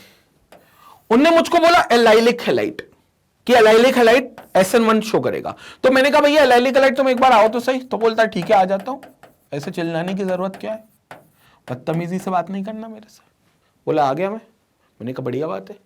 अब इसमें ये कार्बन तो अल्फा कार्बन है, ये जो कार्बन है ये अल्फा कार्बन है, जो कि sp3 हाइब्रिडाइज्ड है। लेकिन इस कार्बन के बगल वाला कार्बन बीटा कार्बन, जो कि sp2 हाइब्रिडाइज्ड है। तो ये एलाइलिक पार्ट हो गया, क्लियर हो गया। इसमें जो प्लस चार्ज आना है वो किसको मिलना है? वो इसको मिलना है प्लस चार्ज। वो प्लस चार्ज इसको मिलना है, किस वाले को? ये अल्फा कार्बन को मिलना है, क्योंकि एक्स तो भाई साहब विदा हो जाएंगे ना, पराया धन है एक्स, तो इसको तो विदा होना है। तो एक्स चला जाएगा क्या बनकर? नेगेटिव बनकर, बोले तो न्यूक्लियोफाइल बनके। और नेगेटिव बनकर जाएगा तो कार्बन अंकल को, बगल वाले कार्बन अंकल जो अल्फा कार्बन है, उनको क्या बना जाएगा? पॉजिटिव कार्बन बना जाएगा। तो ये अल्फा अंकल हो जाएंगे पॉजिटिव कार्बन। अब मेरी कहानी समझो इस बात को। पहली स्टेप में क्या मिलने वाला है तुमको? कार्बोकेटायन। कैसा carbocation? CH2 double bond CH2 single bond CH3 with a positive charge. With a positive charge बोले तो विद अ कार्बोकेटायन। बहुत बढ़िया बात है, ये कार्बोकेटायन बन गया। लेकिन अब तुम देखो, ये कॉन्जुगेट सिस्टम बन गया। सर एक मिनट, कौन सा वर्ड बोल दिया? कॉन्जुगेट? अरे बाप रे, हमें तो पता ही नहीं है ये क्या है। 11th क्लास हमने इतनी अच्छी पढ़ी नहीं। कोई बात नहीं, सुन लो मेरी बात। अगर तुम्हें एक सिस्टम ऐसा मिले, positive charge single bond double bond, क्या मिला? Positive single double. अगर ये ऑल्टरनेट मिलते हैं ऐसे, positive single double single double single positive single double, तो आपको अगर सिंगल बॉन्ड ऑल्टरनेट पे और उसके ऑल्टरनेट पे पॉजिटिव चार्ज या डबल बॉन्ड आपको अगर मिलता है, तो ऐसे सिस्टम को हम कॉन्जुगेट सिस्टम बोलते हैं। और कॉन्जुगेट सिस्टम आ गया तो वहां पर 110% रेजोनेंस एग्जिस्ट करेगा। तो वहां बिल्कुल बोल सकते हो कि रेजोनेंस बन सकता है। मतलब ये जो पॉजिटिव चार्ज इस कार्बन पर है, ये रेजोनेंस के अंडर में आ सकता है। और अगर पॉजिटिव चार्ज रेजोनेंस के अंडर में आ गया, एक मिनट सर, रेजोनेंस का मतलब? अरे भैया, रेजोनेंस का मतलब ये कि वो positive charge with in the molecule अब मूव करेगा। क्योंकि एक सिंपल सा सिस्टम है, कॉन्जुगेट सिस्टम है, जिसमें ऑल्टरनेट पोजीशंस पर चीजें आ रही हैं। तो जो पॉजिटिव चार्ज आ रहा है, वो पॉजिटिव चार्ज मॉलिक्यूल के अंदर ही अपने आप को डीलोकलाइज्ड करेगा। It can be a positive charge और it can be a pi bond, दोनों कर सकते हैं।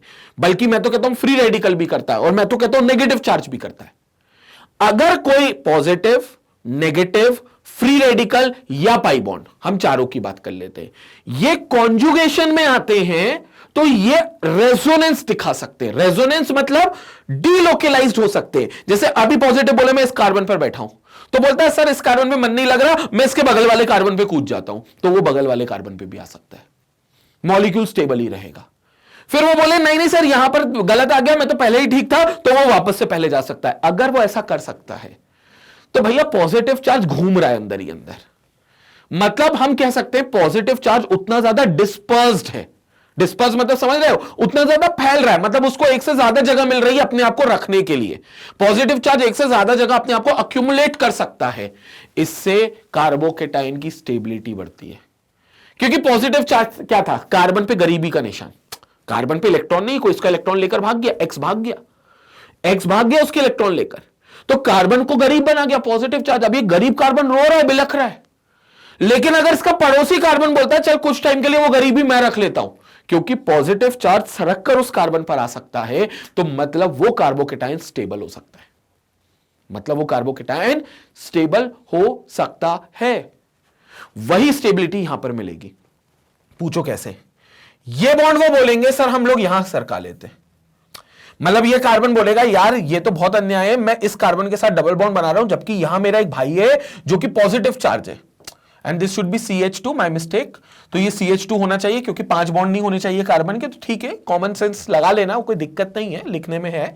लेकिन यहां जो पॉजिटिव चार्ज है, ये कार्बन बीच का बोलेगा, जो बीटा कार्बन कह लो जिसको, बोलेगा यार मेरा अल्फा भाई जो है वो एक गरीबी झेल रहा है, और वहीं मैं इस गामा कार्बन से, तो गामा हो गया ना, तीसरा कार्बन हो गया पॉजिटिव चार्ज को मिलाकर, 1 2 और तीसरा कार्बन, बोले मैं इसके साथ डबल बॉन्ड बना रहा हूं, नहीं मैं ये अन्याय नहीं होने दूंगा, मैं क्या करूंगा, इस डबल बॉन्ड को इसके साथ बना लूंगा।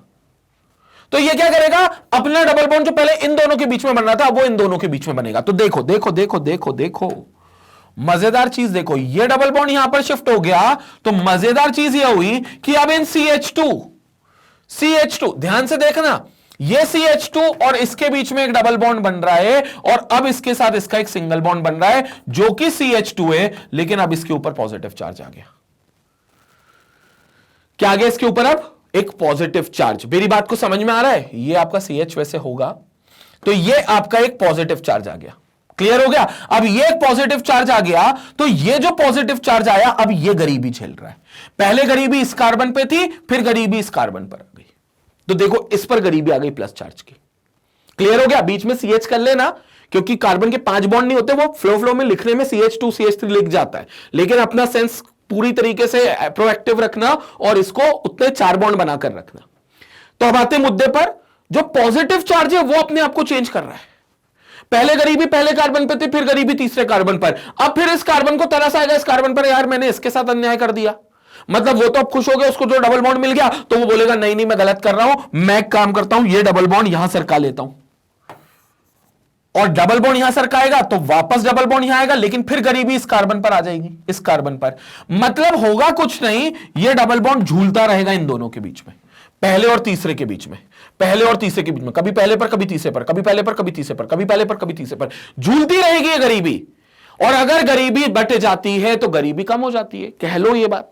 मतलब दुख अगर बढ़ जाता है तो कहते हैं ना भैया दुख बांटने से कम होता है, तो दुख कम हो गया क्योंकि पॉजिटिव चार्ज मतलब गरीबी थी एक प्रकार का दुख, वो 2 कार्बन में बढ़ गया तो मतलब वो स्टेबल हो गया। तो इसका मतलब ये स्टेबल हो सकते हैं कार्बोकेटाइन, पॉजिटिव चार्ज है लेकिन स्टेबल पॉजिटिव चार्ज है, स्टेबल कार्बोकेटाइन है, इसलिए ये एलाइलिक पार्ट जो होगा वो 100%, ये एलाइलिक पार्ट 100% क्या कर सकता है, खुद को स्टेबल दर्शा सकता है, और इसीलिए 100% ये SN1 रिएक्शन मैकेनिज्म फॉलो करेगा, क्योंकि इसके द्वारा बनाने वाला कार्बोकेटाइन रेजोनेटिंगली स्टेबलाइज्ड है।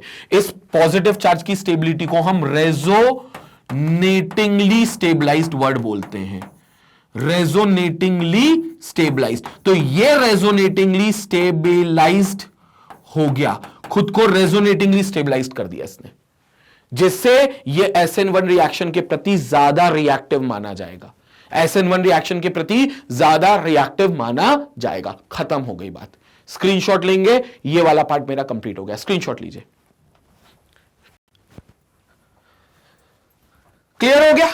अभी सिर्फ एलाइलिक पार्ट क्लियर किया मैंने, अभी क्या बचा है तुम्हारा, अभी तुम्हारा बेंजाइलिक पार्ट बचा हुआ है। अभी सिर्फ एलाइलिक पार्ट क्लियर हुआ है, अभी बेंजाइलिक पार्ट बचा हुआ है। अब मैं बेंजाइलिक पार्ट भी बता देता हूं। तो एलाइलिक पार्ट तो भैया आ गया, बोला रेजोनेटिंगली स्टेबलाइज्ड हो, मतलब जो करीबी आएगी कार्बन पर, जो कार्बोकेटाइन दर्शाती है वो स्टेबल हो सकता है। और हमने तो कहा था जो हेलो एल्केन स्टेबल कार्बोकेटाइन देगा वो ज्यादा रिएक्टिव है, तो एलाइलिक दिखाएंगे SN1 के प्रति रिएक्शन। कंसेप्ट क्लियर है? बहुत बढ़िया। अब सुनो मेरी बात को आगे, अब सुनो मेरी बात को आगे। बेंजाइलिक हैलाइड की बात कर लेते लगे हाथ। बेंजाइलिक हैलाइड तो और भैया निराला है, क्योंकि इसकी गरीबी के लिए बहुत कार्बन अपना बलिदान दे देते, बोलते हैं भैया वो कार्बन जिस पर हेलोजन लगा था ना, वो हेलोजन लेकर भाग, उसका इलेक्ट्रॉन लेकर भाग गया, ये इसकी बीवी भाग गई इसका पैसा लेकर, तो इस कार्बन पर गरीबी आ गई। सर इसकी गरीबी तो बहुत सारे कार्बन जो आएंगे वो बोलेंगे सर हम बांट लेते, बहुत सारे कार्बन है, क्योंकि पूरी बेंजीन रिंग बैठी हुई है इसकी गरीबी बांटने के लिए।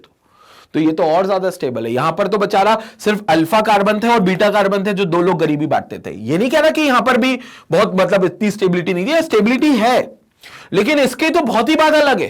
पूछो क्यों बात अलग है, यहां पर सुनो मेरी बात को। ये हो गया हमारे पास, यहां पर देखेंगे ये हो गया हमारे पास, ये यहां पर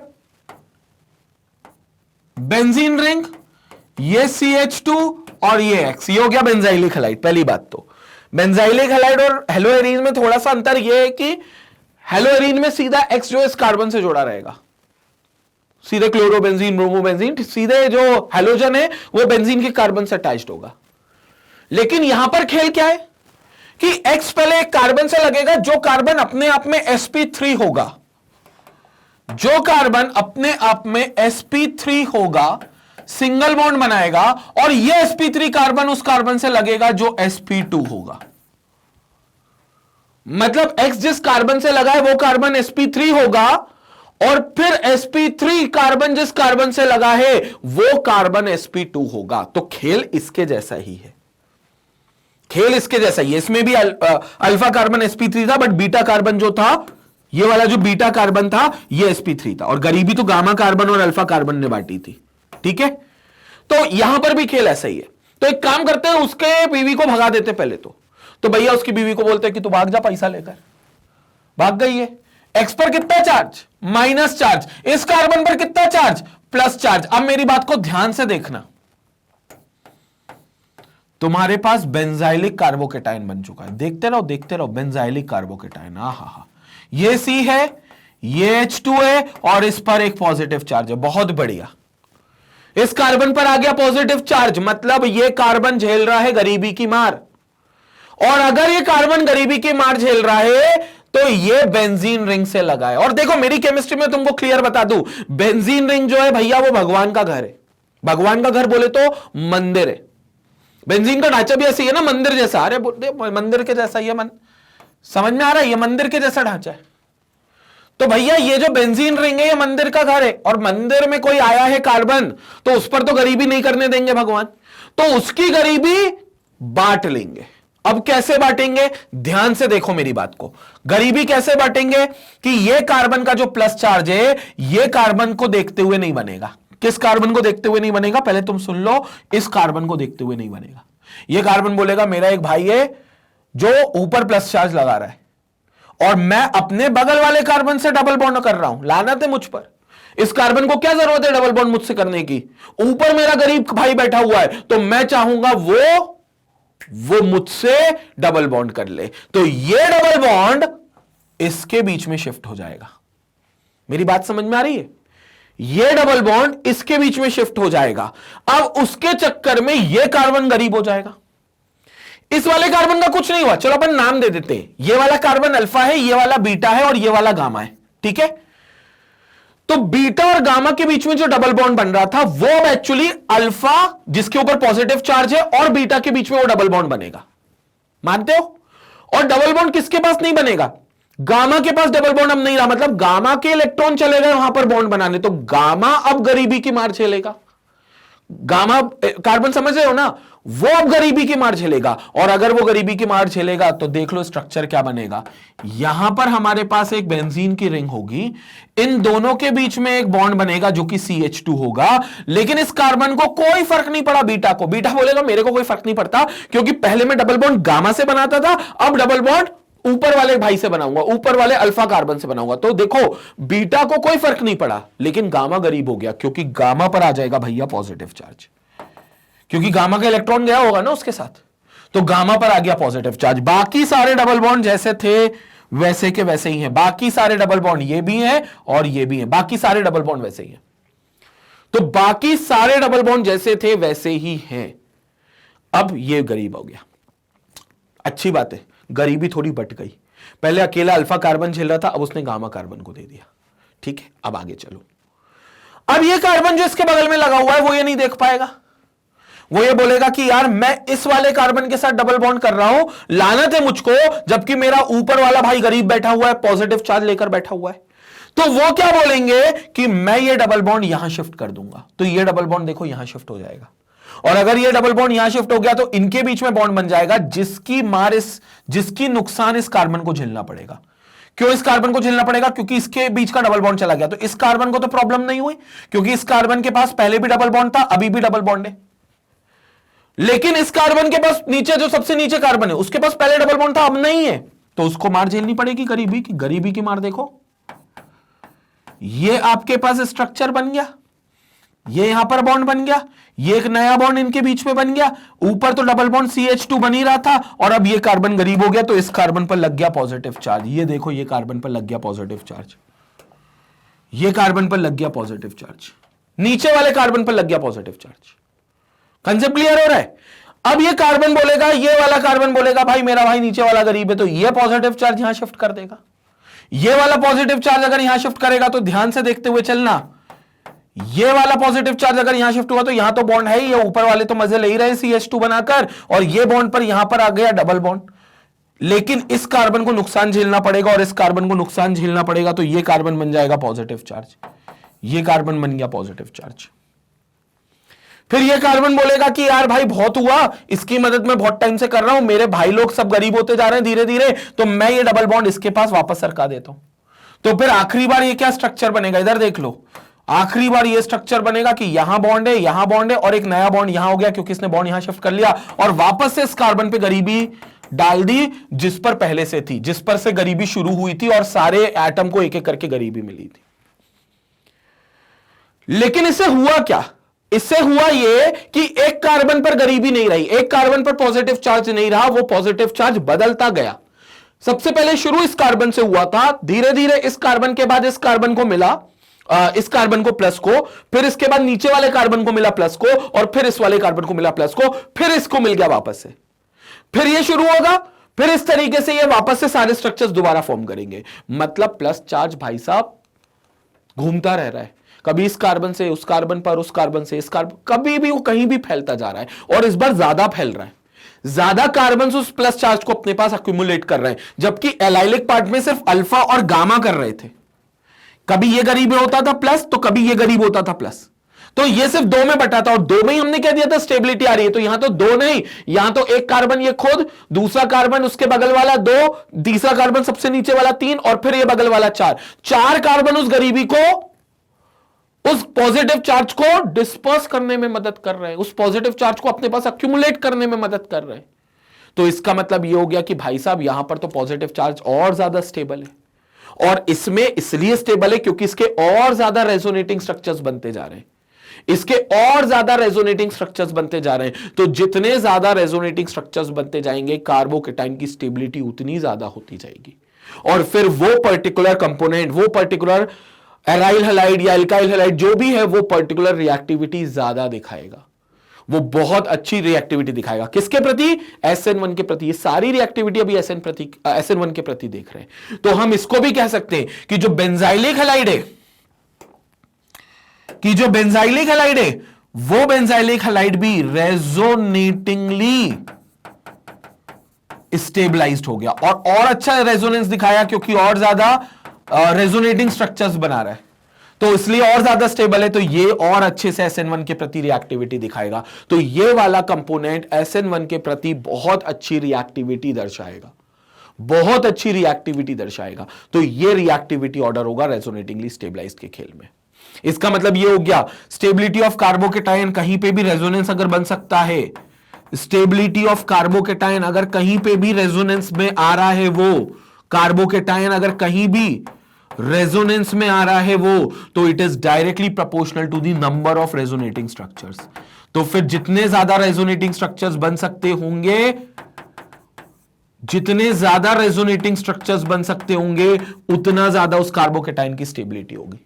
जैसे इसमें आपके दो बन रहे थे, दो भी ठीक है, अच्छे हैं, तो ये भी स्टेबल है, जबकि इसमें तो देखो, ये पहला स्ट्रक्चर, ये दूसरा स्ट्रक्चर, ये तीसरा स्ट्रक्चर, ये चौथा स्ट्रक्चर, और ये वाला पांचवा, पांच रेजोनेटिंग स्ट्रक्चर्स बन रहे हैं। और अगर पांच रेजोनेटिंग स्ट्रक्चर्स बन रहे हैं, तो इसमें तो बहुत अच्छे से स्टेबिलिटी कार्बोकेटाइन की आ सकती है। और स्टेबिलिटी ऑफ कार्बोकेटाइन पे तो चलता है हमारा एल्काइल हैलाइड का SN1 के रिएक्शन के प्रति रिएक्टिविटी। तो स्टेबल जितना कार्बोकेटाइन, उतनी अच्छी रिएक्टिविटी SN1 के प्रति, तो यह सबसे अच्छी रिएक्टिविटी दिखाएगा SN1 के प्रति बेंजाइलिक हैलाइड।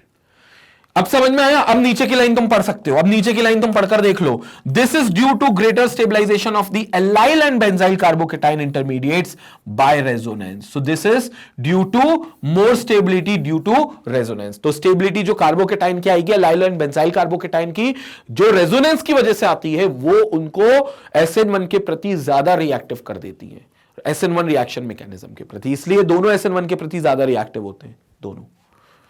कंसेप्ट क्लियर हो गया? ये बहुत इंपॉर्टेंट क्वेश्चन है। कई बार आपसे पूछते हैं कि बेंजाइलिक हैलाइड क्यों SN1 के प्रति ज्यादा रिएक्टिव होता है, और आपको ये पूरे स्ट्रक्चर बनाकर बताने पड़ेंगे depending on the number of depending on the marks of the question. जिस पर वो क्वेश्चन पूछा गया है, कितने मार्क्स का है, उसके आधार पर आपको ये रेजोनेटिंग स्ट्रक्चर्स बनाने पड़ सकते हैं। क्लियर हो गया? यहां पर कंप्लीट होता है पूरा SN1 रिएक्शन का मैकेनिज्म। पूरा SN1 रिएक्शन मैकेनिज्म अब हमने कंप्लीट कर लिया है। एक बार आप स्क्रीनशॉट ले लो, इसके बाद मैं वीडियो कंक्लूड करूंगा। आप स्क्रीनशॉट ले लो इसका।